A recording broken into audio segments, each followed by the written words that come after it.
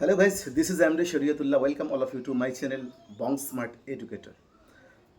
আজকে যে বিষয় নিয়ে কথা বলবো ইতিমধ্যেই আপনারা আমার থাম্বনেইল দেখে বুঝে গেছেন। নিঃসন্দেহে আজকের এই টপিক অত্যন্ত গুরুত্বপূর্ণ এবং আলোচনাও খুবই গুরুত্বপূর্ণ হতে চলেছে। সো সবাইকে অনুরোধ করব একেবারে স্কিপ না করে শেষ পর্যন্ত ভিডিওটি অবশ্যই দেখবেন। আর আমার তো ভিউয়ার মোটামুটি ভালোই আছে আপনাদের আশীর্বাদে, কিন্তু সাবস্ক্রাইবার সংখ্যা সেই তুলনায় বাড়ছে না। তাই যারা এখনও সাবস্ক্রাইব করেননি অথচ ভিডিওটা দেখছেন তাদের কাছে by heart request, please please subscribe করে দেবেন এবং সঙ্গে থাকা বেল আইকনটি বাজিয়ে দেবেন, কারণ আপনার একটা সাবস্ক্রিপশন যেটা আমাদের ভিডিও করতে অনেক উৎসাহিত করে তোলে। সো আর বেশি ভূমিকা বৃদ্ধি না করে চলে যাচ্ছি আজকের ডিসকাশনে। সো আজকের যে সমস্যাটা আপনারা প্রত্যেকেই জানেন যে পশ্চিমবঙ্গের তথা ভারতবর্ষের কিন্তু একটি গুরুত্বপূর্ণ ইস্যু এবং সাথে সমস্যা কিন্তু এই সংরক্ষণ, এবং সংরক্ষণের বিভিন্ন তালিকা রয়েছে, শিডিউল কাস্ট, শিডিউল ট্রাইব বা আরও গোটা ভারতবর্ষ জুড়ে যে কত প্রকার সংরক্ষণ রয়েছে তা হয়তো আমারই জানা নেই। তো এই মুহূর্তে যেটা নিয়ে আমরা ডিসকাস করব যে এই কেসটি হচ্ছে 1997 সালের 17ই ফেব্রুয়ারি। এটি হচ্ছে ঝাড়গ্রাম জেলা, তখনও ঝাড়গ্রাম জেলা ছিল না, তখন ঝাড়গ্রাম কেবলমাত্র মহকুমা ছিল। তো ঝাড়গ্রাম মহকুমার জামবনি ব্লকের একটি ঘটনা। সেখানে একজন সুতপা হাইট নামে একজন মহিলা, তিনি চাকরি পান কোথায়? দুবরা আদর্শ বিদ্যা মন্দির উচ্চ মাধ্যমিক, এবং তার বাড়িও ছিল সেই দুবরা গ্রামে। এবার তিনি ম্যাট্রন অর্থাৎ চতুর্থ শ্রেণীর একজন কর্মী হিসেবে যোগদান করেন উক্ত হাই স্কুলে, এবং যথারীতি তিনি চাকরি করছিলেন, বহাল তবিয়তে চাকরি করেছিলেন। কিন্তু একটা মহল থেকে অভিযোগ আসে যে তিনি ওই পোস্টে যে চাকরি পেয়েছেন, অর্থাৎ তিনি যে ম্যাট্রন পদে ওই যে দুবরা হাই স্কুলে চাকরি পেয়েছেন, সেই পদটি একটি সংরক্ষিত পদ ছিল, তপশিলি জাতিদের জন্য সংরক্ষিত পদ, জাতি বা উপজাতি যে কোনো একটি সংরক্ষিত পদ। কিন্তু যেই সংরক্ষণে উনি চাকরি পেয়েছেন তার সেই সংরক্ষণ নেই, অর্থাৎ তিনি জালিয়াতি করে চাকরি পেয়েছেন। 2011 এই অভিযোগটা আসে, এবং অত্যন্ত দ্রুততার সাথে 2011 জুন মাসে এটা প্রমাণিত হয়ে যায় যে তার শংসাপত্র সত্যি জালি, অর্থাৎ তিনি যে সংরক্ষণের জন্য শংসাপত্র দিয়েছিলেন সেটি সঠিক নয়।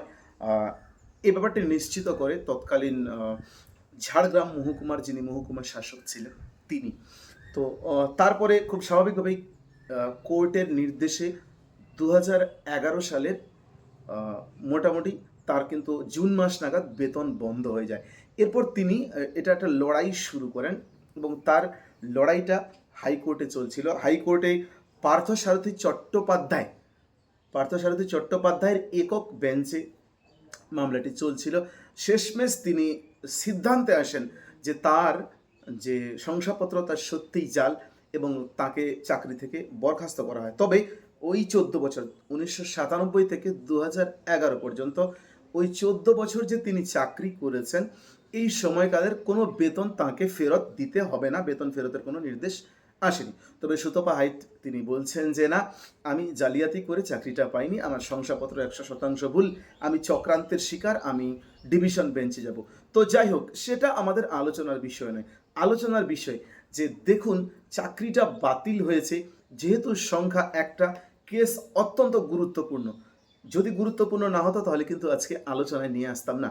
অত্যন্ত গুরুত্বপূর্ণ কেস, যদিও এর ইম্প্যাক্ট কেবলমাত্র একজনের উপর পড়েছে, কিন্তু আজকে এই ভিডিওতে কিছু বিষয় আলোচনা করতেই হচ্ছে।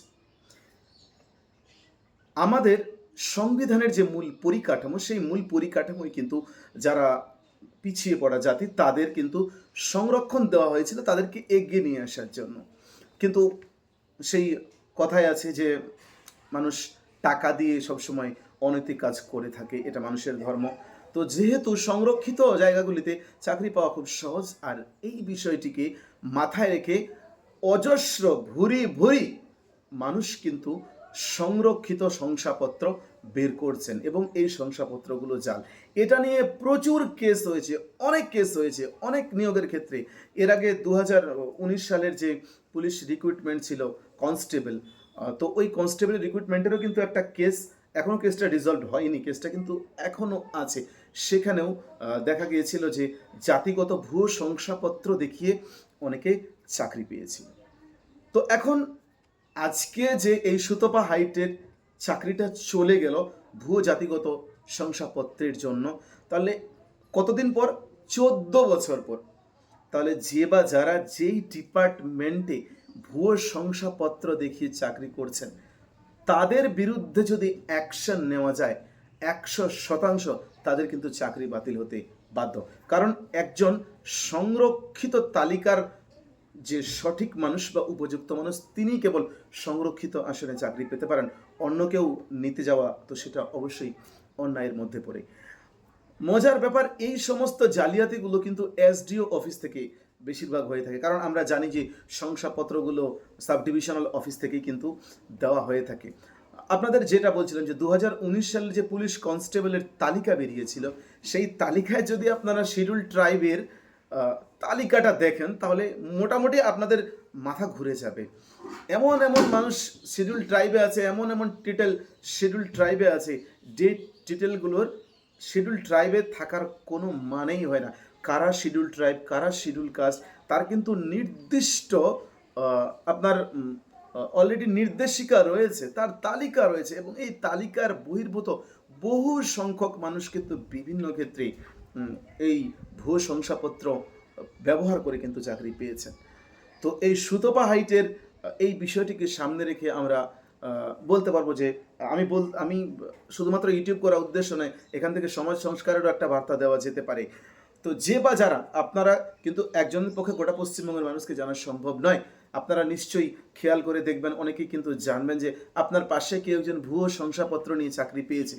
আমার মনে হয় যদি এই সমাজটাকে আমরা ঠিক করতে চাই তাহলে যেই ডিপার্টমেন্টে বা যেই এলাকায়, যেই পাড়ায়, যেই গ্রামে যে কেউ যদি জেনে থাকেন যে ভুয়ো শংসাপত্র ব্যবহার কেউ করছে, তাহলে অতি অবশ্যই সেটা সংশ্লিষ্ট ডিপার্টমেন্টে জানানো প্রয়োজন।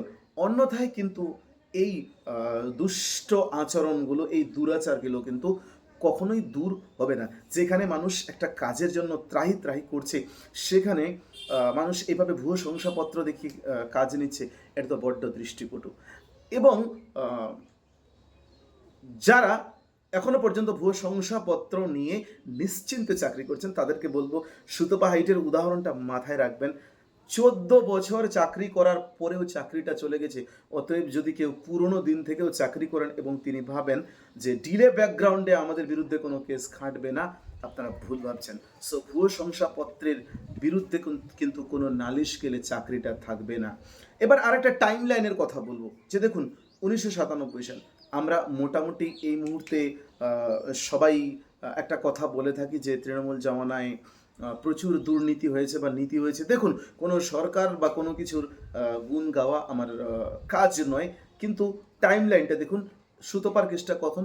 1997 সালে, অর্থাৎ বাম আমলের কেস।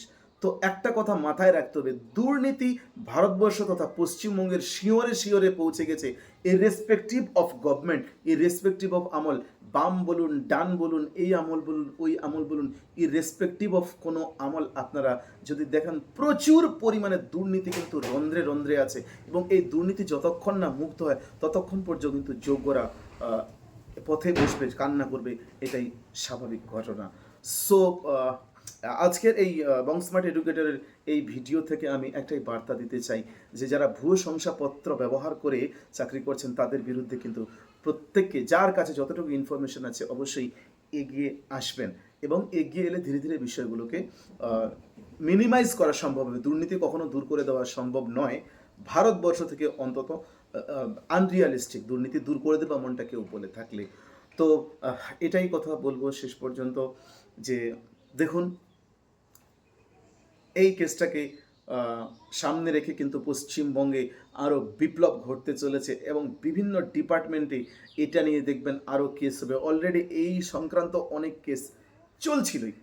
আমাদের একটাই কথা, একটাই বার্তা, দুর্নীতি নিপাত যাক, সত্য প্রতিষ্ঠা হোক, দুর্নীতি দূরে যাক, সঠিক মানুষ সঠিক জায়গায় সঠিক কাজে উপযুক্তভাবে চাকরি পাক, এই আশা আকাঙ্ক্ষা রেখে শেষ করছি। ধন্যবাদ, ভালো থাকবেন। আরও একবার বলছি, চ্যানেলটি সাবস্ক্রাইব না করে থাকলে সাবস্ক্রাইব করবেন।